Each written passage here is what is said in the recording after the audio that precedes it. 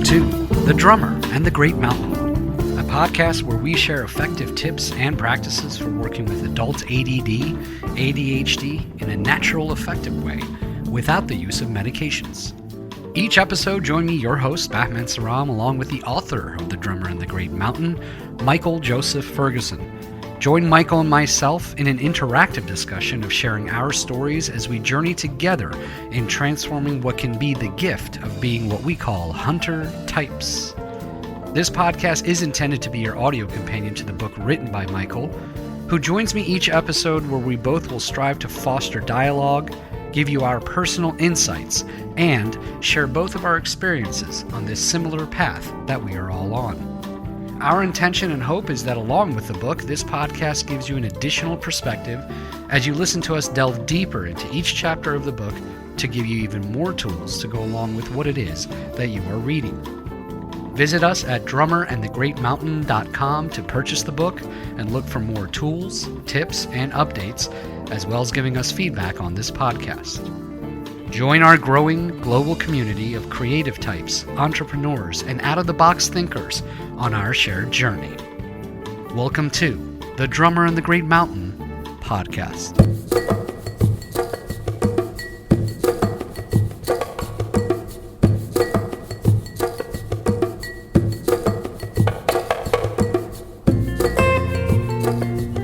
Welcome, everyone. Thanks for tuning in. I'm your host, Michael Joseph Ferguson. How are you all doing? Happy springtime. I hope you're taking good care of yourselves. In today's episode, we are going to be talking about honoring your unique nervous system and the importance of self-care. So here's the deal. Many of us have not taken the time to bring awareness to what specifically our nervous system needs in order to function optimally. And we also need to be aware of what we can handle and what we can't handle. So we tend to compare ourselves to other people who aren't wired the way we're wired. And so we can pile on a lot more than we can actually handle. And because of this, we find ourselves constantly dysregulated, overwhelmed, and just not functioning at our optimum. However, in many situations, we have much more choice and control than we realize. So in this episode, we'll discuss self-care strategies to keep your nervous system calm so you can think more clearly and be more productive.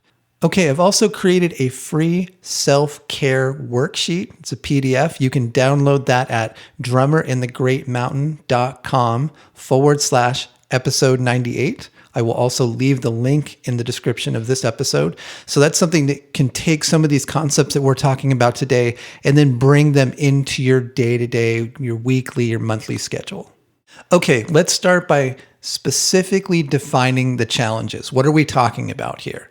So many of us have a tendency to judge ourselves against other people. Surprise! Everybody does that. But we tend to do it a bit more. And we think to ourselves, well, they can handle this, so I should be able to handle it. So I'm going to push myself harder to catch up, to get my need for respect met. I'm going to be respected, and I'm going to push really hard. And this can be a total disaster because our nervous systems tend to be far more sensitive than other people. And they take a greater amount of care for us to function optimally. It's not that we're broken. It's our nervous system is I would say designed is maybe one way to look at it. But our nervous system functions in a very specific way.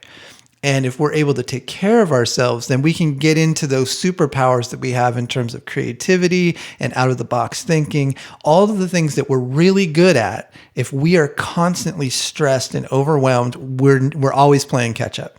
So we often bring this on ourselves by taking on too much or not setting boundaries. It's usually those two things. So that's the challenge. The solution is accepting that we have a much more subtle and sensitive nervous system. We need to bring attention to what we need to keep us calm and stable, and that we are responsible to take care of our nervous system. No one else can intuit or figure out what we need. We need to start paying attention to what works for us, what calms us down, what keeps us stable, and make sure that those things are on our schedule on a daily, weekly, and monthly basis. Okay, so I've been coaching since 2007. So I've been working with all of you in some capacity since 2007. And I've lived with my own nervous system my whole life. So the one thing that I've heard over and over again is that many clients have gotten very close, if not dropped into full nervous breakdown, because they didn't realize that they need to monitor their nervous system and plan accordingly. They just thought that if I could just push through, improve myself, I'll be fine. And usually it creeps up on them. Instead of them taking care of themselves along the way, now they're crashed, their family's concerned about them. Everything's really messy because they thought they could handle more than they could. And so this pushing through is almost never a good idea. If you have a sensitive nervous system, pushing through does not work. So this has come up over and over again. And then there's a thought of like, well, I'm broken. So I usually, the next part of that conversation is, yeah, this happened. I was pushing and pushing. I crashed. And here was all the stuff that happened after that.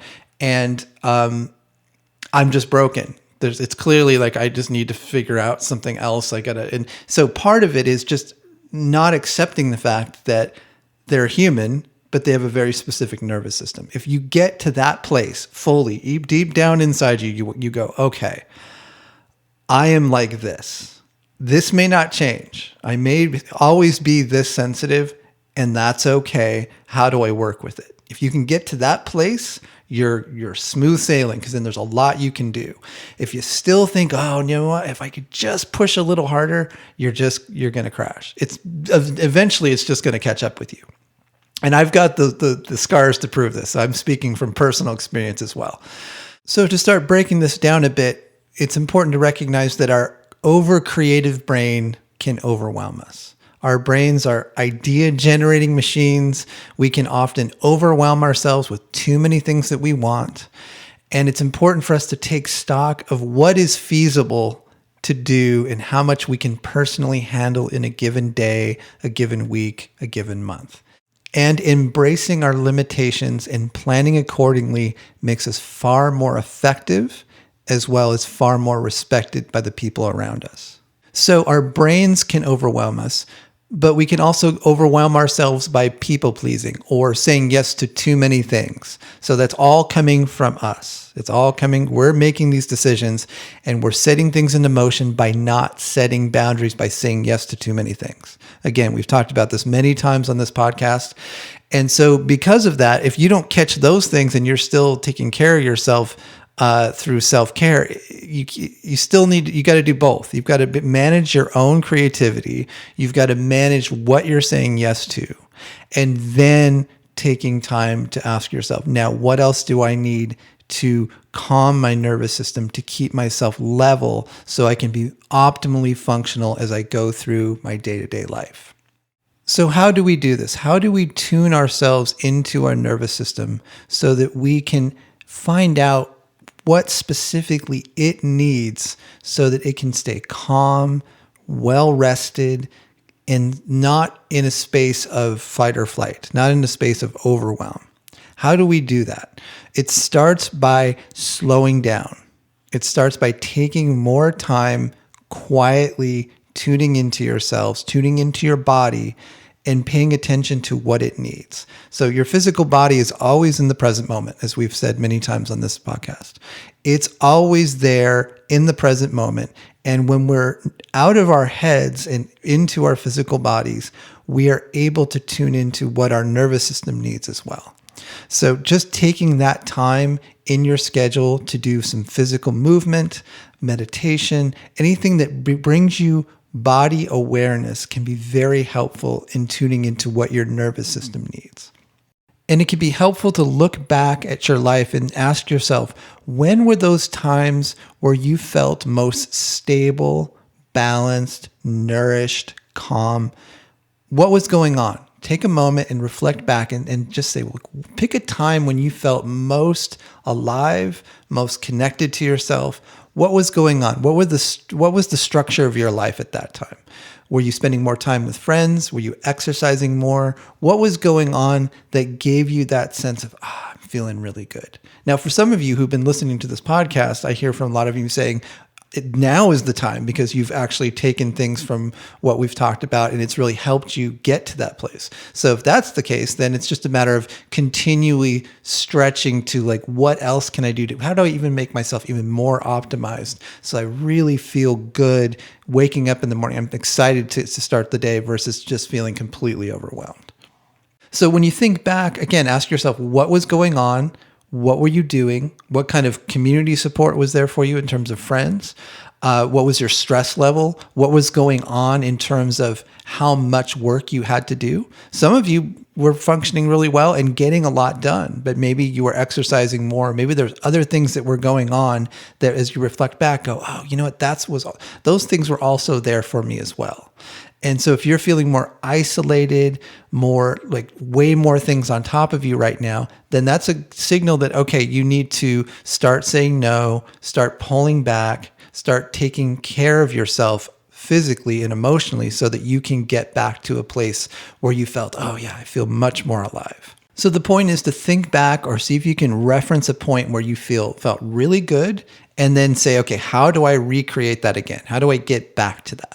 So this is where the worksheet comes in. So I want to encourage you to download the PDF that we created for you, the self-care worksheet. So you can go to drummerinthegreatmountain.com/episode 98, or just click the link in the description. And I want you to go through and fill out those top 3 areas. So look at the ideas for self-care on the bottom. Those are points that you can reference, but I want to encourage you to come up with your own as well, especially as you think back to things that have been very nourishing to you. And I want you to start with the daily column.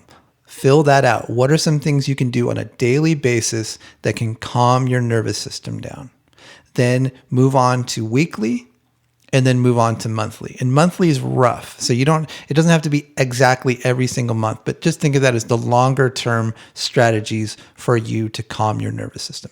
How do you optimally take care of your nervous system?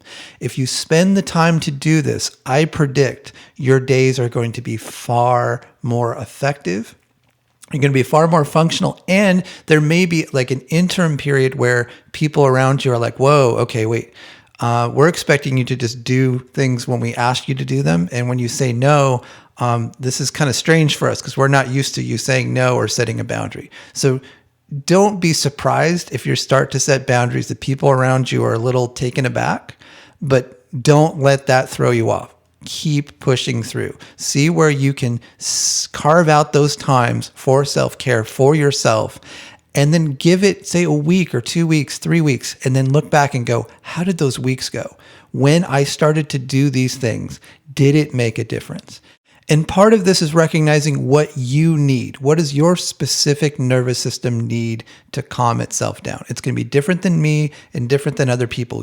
You know for yourself. And the only way you're going to look back and see whether or not this works is by you taking the time to experiment. To put a couple different things on your schedule and say, well, how did I do? Did that feel better for me? Did that really calm me down? Was I more functional the next day? Let the effectiveness tell you what works and what doesn't. Okay. So don't just take my word for it and go, well, I went to a yoga class and it didn't really work and I wasn't really calm and I felt kind of awkward. Okay. Then don't do that. What else can you do? What else can you put on your schedule that really helps you feel calm? And again, I want to put it's in your hands. You are responsible for your own nervous system, no one else. So take the time to do this. And I predict your life will get better very quickly. Because if you're not doing these things, chances are you're constantly stressed out. So if you're just taking the time to go, okay, once every 2 weeks, I'm going to get a massage. I never get massages, but wow, okay, I'm going to try it out. I mean, that alone could be a huge difference. Or I'm just going to take baths in the evening. Every evening before bed, I'm going to take a warm bath and just for like 20 minutes. Test some things out to see what your nervous system says. Ah, yes, that's what I was needing. And the other result will be you may think a lot clearer. You may have a lot more energy. You may feel more inspired because the thing that's causing you suffering is your nervous system. So when you take care of it, it actually will work in your favor. So the thing that's actually causing you the most suffering is your own nervous system. And once you recognize that, and the more you can feed it what it really needs, it could be life-changing. I've watched it be life-changing. So I hope that was helpful. I hope that's a really good springtime episode for you to kick things off. So as you're moving in through spring and into summer, you've really dialed in some practices that really help you be functional, clear, inspired, happy, and that you can also spread that to the people around you. Because often when we start taking care of ourselves, it inspires people around us to do the same thing. So I hope that was helpful. And until next time, be well. Thanks for joining us. If you'd like to learn more about the book, The Drummer and the Great Mountain, visit drummerandthegreatmountain.com. To join us on social media, click the links at the top of the homepage. Help us spread the word. We're a small press and reviews really help. If you've been enjoying the podcast or the book, consider writing a review on iTunes, Amazon, Goodreads, or your podcast app. If you're new to the podcast and want to quickly get up to speed on the concepts we discuss, check out our free 5-day mini course.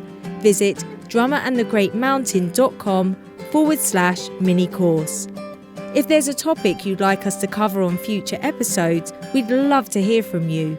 Please send us an email at info@drummerandthegreatmountain.com.